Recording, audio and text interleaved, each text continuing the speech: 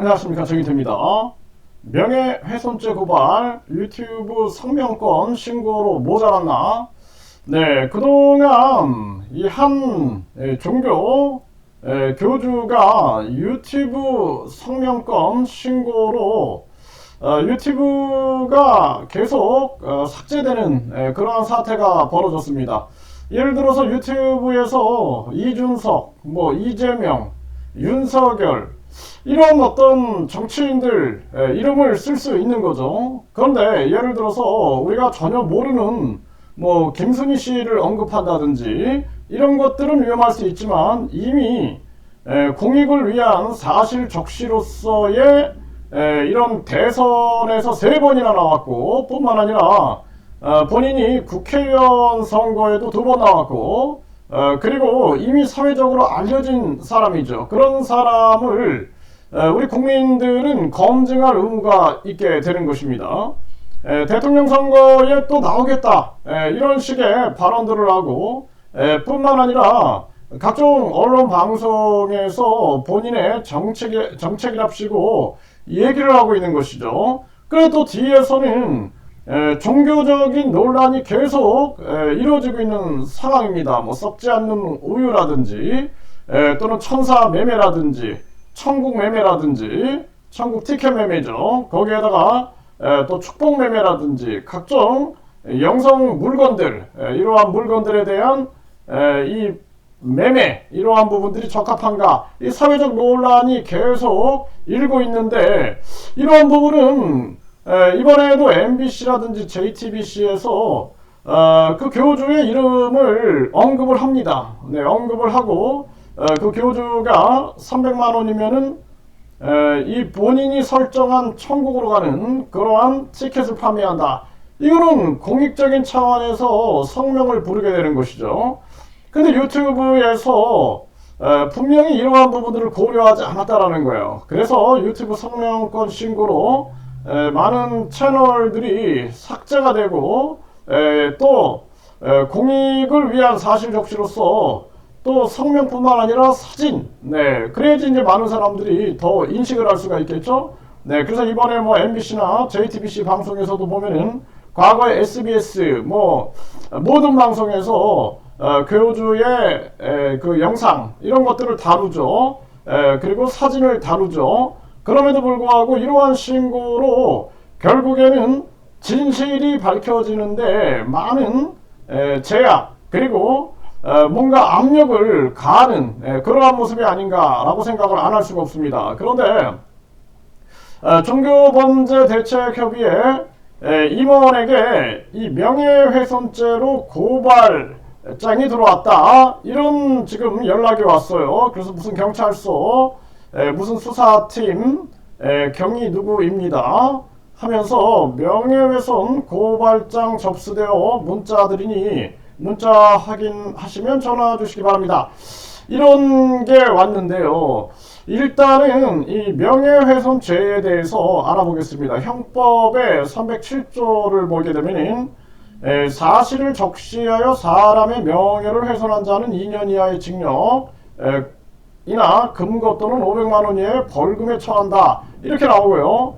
공연히 허위의 사실을 적시하여 사람의 명예를 훼손한 자는 5년 이하의 징역 10년 이하의 자격 정지 또는 1천만 원 이하의 벌금에 처한다 이렇게 나오고 있어요. 그러나 여기 310조를 보면은 행위가 진실한 사실로서 오로지 공공의 이익에 관한 때에는 처벌하지 아니한다 이렇게 나옵니다. 그래서 310조는 행위가 진실한 사실 진실한 사실로서 공공의 이익, 공익에 관한 때에는 처벌하지 아니한다라는 것입니다. 그래서 우리가 중요한 부분들은 이 허위 사실을 적시한다라는 것은 그거는 있을 수가 없는 거죠. 없는 거예요. 근데 일반적으로 알려지지 않은 사람들, 이런 사람들, 회사 직원인데 저 사람이 예를 들어서 누구랑 어디 호텔에 들어갔다 이런 식으로 얘기를 하는 거죠.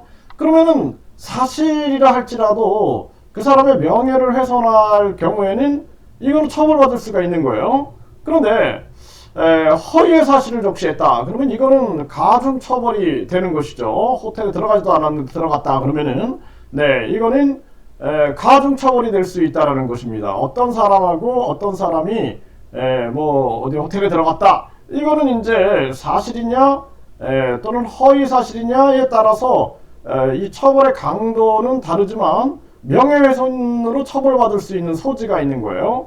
그런데 중요한 부분들은 행위가 진실한 사실인데 저는 개인적인 사적인 얘기가 아니라 뭐 예를 들어서 어떤 정치인이 사기죄로 처벌을 받았다 이런 얘기를 했단 말이죠. 이거는 사실을 적시했지만 이거는 공공의 이익에 관한 거죠. 네, 그래서 저런 정치인은 정치를 하면 안 된다 뭐 이런 발언을 했단 말이죠.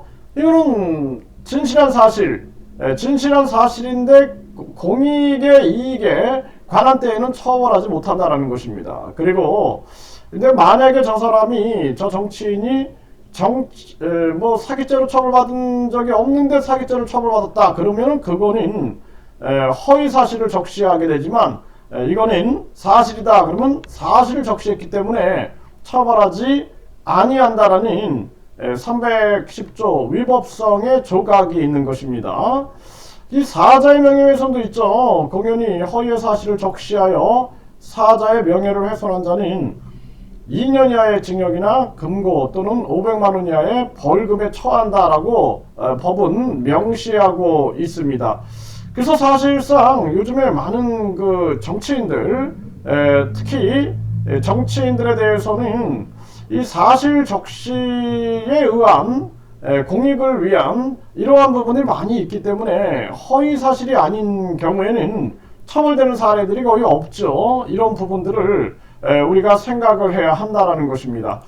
그래서 이번에 사실상 MBC라든지 JTBC에서 많은 부분들이 방송이 됐어요. 그래서 많은 국민들이 무엇이 진실이고 또 무엇이 논란이고 이러한 측면들을 많이 알게 된 것입니다. 그래서 이러한 부분들에 대해서 끝까지 진실을 밝히는데 총력을 기울여야겠다라는 생각을 하게 되고 우리 종교범죄대책협의회도 공동으로 대처하면서 문제 해결에 적극적으로 나서겠다라는 것입니다. 그리고 이 가족들, 네, 그래서 종교 피해자 가족 연대를 만들어서 당사자들뿐만 아니라 가족들이 받는 고통들도 우리가 알려나가야겠다 이렇게 생각을 하게 되고요. 뿐만 아니라 계속해서 우리도 이제 강력하게 이 문제에 대해서 고발장을 접수시키겠다 해서 다양한 고발장 접수를 통해서 철저하게 문제 해결에 강력하게 나서는 모습을 취하도록 하겠습니다.